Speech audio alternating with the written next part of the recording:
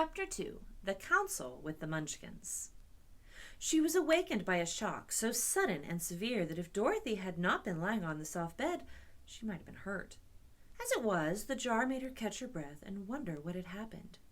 And Toto put his cold little nose into her face and whined dismally. Dorothy sat up and noticed that the house was not moving, nor was it dark, for the bright sunshine came in at the window, flooding the little room. She sprang from her bed and with Toto at her heels ran and opened the door. The little girl gave a cry of amazement and looked about her, her eyes growing bigger and bigger at the wonderful sight she saw.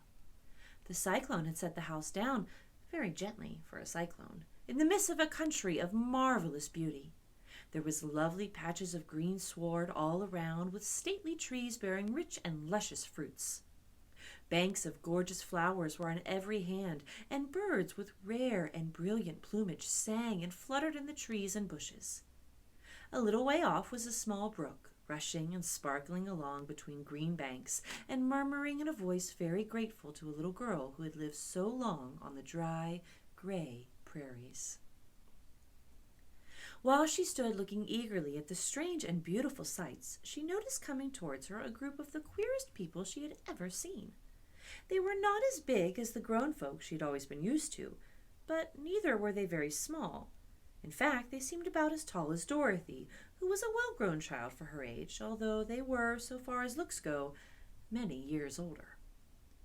3 were men and 1 a woman, and all were oddly dressed. They wore round hats that rose to a small point a foot above their heads, with little bells around the brims that twinkled sweetly as they moved. The hats of the men were blue, and the little woman's hat was white, and she wore a white gown that hung in plaits from her shoulders. Over it were sprinkled little stars that glistened in the sun like diamonds. The men were dressed in blue, of the same shade as their hats, and wore well-polished boots with a deep roll of blue at the tops. The men, Dorothy thought, were about as old as Uncle Henry, for 2 of them had beards, but the little woman was doubtless much older. Her face was covered with wrinkles, her hair was nearly white, and she walked rather stiffly. When these people drew near the house where Dorothy was standing in the doorway, they paused and whispered among themselves, as if afraid to come further. But the little old woman walked up to Dorothy, made a low bow, and said in a sweet voice, "You are welcome, most noble sorceress, to the land of the Munchkins. We are so grateful to you for having killed the Wicked Witch of the East and for setting our people free from bondage." Dorothy listened to this speech with wonder. What could the little woman possibly mean by calling her a sorceress and saying she'd killed the Wicked Witch of the East? Dorothy was an innocent, harmless little girl who had been carried by a cyclone many miles from home, and she had never killed anything in her life. But the little woman evidently expected her to answer, so Dorothy said with hesitation, "You are very kind, but there must be some mistake. I have not killed anything." "Oh, your house did anyway," replied the little old woman with a laugh, "and that is the same thing. See?" She continued, pointing to the corner of the house. "There are her 2 shoes still sticking out from under a block of wood." Dorothy looked and gave a little cry of fright.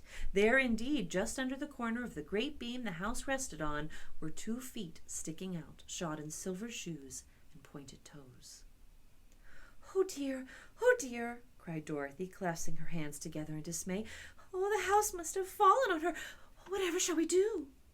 "Oh, there is nothing to be done," said the little woman calmly. But who was she?" asked Dorothy.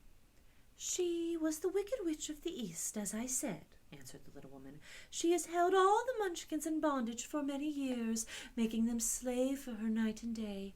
Now they are all set free and are grateful to you for the favor." "Who are the Munchkins?" inquired Dorothy. "Well, they are the people who live in this land of the East, where the Wicked Witch ruled." "Are you a Munchkin?" asked Dorothy. No, but I am their friend, although I live in the land of the North. When they saw the Witch of the East was dead, the Munchkins sent a swift messenger to me, and I came at once. I am the Witch of the North." "Oh, gracious!" cried Dorothy. "Are you a real witch?" "Yes, indeed," answered the little woman, "but I am a good witch, and the people love me.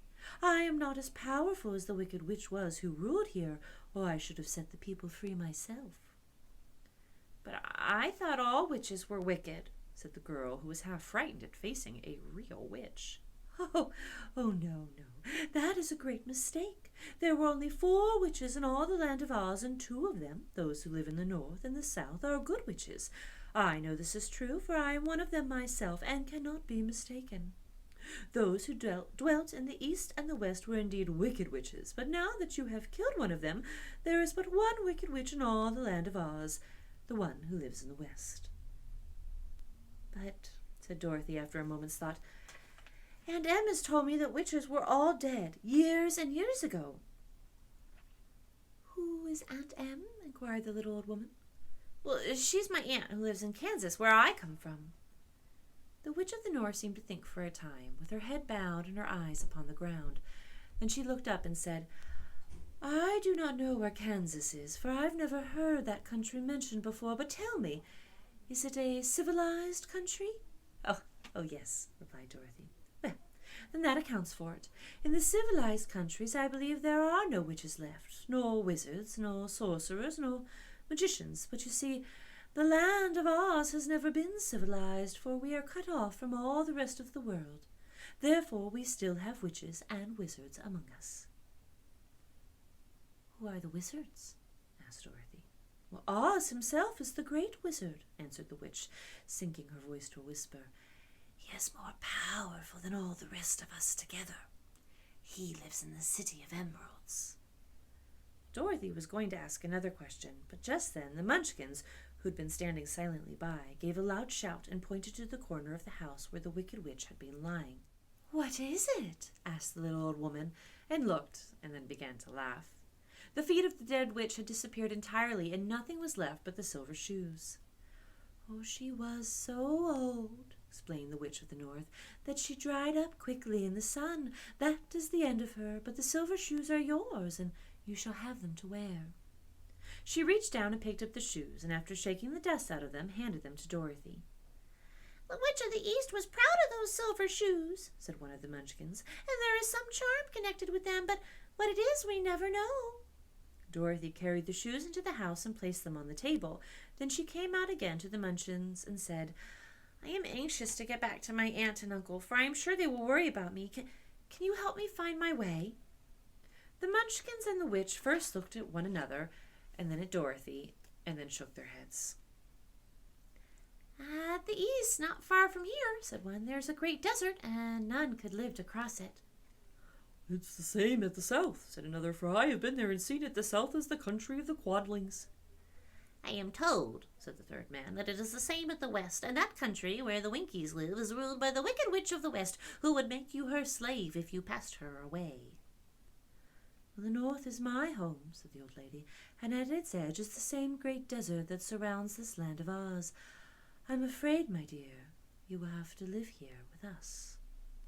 Well, Dorothy began to sob at this, for she felt lonely among all these strange people. Her tears seemed to grieve the kind-hearted Munchkins, for they immediately took out their handkerchiefs and began to weep also. As for the little old woman, she took off her cap and balanced the point on the end of her nose while she counted 1, 2, 3 in a solemn voice.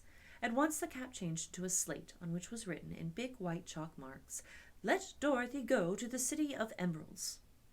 Well, the little old woman took the slate from her nose, and having read the words on it, asked, "Is your name Dorothy, my dear?" "Yes," answered the child, looking up and drying her tears. "Then you must go to the City of Emeralds. Perhaps Oz will help you." "Where is this city?" asked Dorothy. "It is exactly in the center of the country and is ruled by Oz, the great wizard I told you of." "Is he a good man?" asked the girl anxiously. "Well, he is a good wizard. Whether he is a man or not, I cannot tell, for I have never seen him." "How can I get there?" asked Dorothy. "You must walk. It is a long journey through a country that is sometimes pleasant and sometimes dark and terrible. However, I will use all the magic arts I know of to keep you safe from harm." "Well, won't you go with me?" pleaded the girl, who had begun to look upon the little old woman as her only friend. "No, I cannot do that, she replied, but I will give you my kiss, and no one will dare injure a person who has been kissed by the Witch of the North. She came close to Dorothy and kissed her gently on the forehead. Where her lips touched the girl, they left a round, shining mark, as Dorothy found out soon after. The road to the City of Emeralds is paved with yellow brick, said the witch, so you cannot miss it. When you get to Oz, do not be afraid of him, but tell your story and ask him to help you. Goodbye, my dear. The three Munchkins bowed low to her and wished her a pleasant journey, after which they walked away through the trees. The witch gave Dorothy a friendly little nod, whirled around on her left heel 3 times, and straightway disappeared, much to the surprise of little Toto, who barked after her loudly enough when she had gone, because he had been afraid even to growl while she stood by. But Dorothy, knowing her to be a witch, had expected her to disappear in just that way, and was not surprised in the least.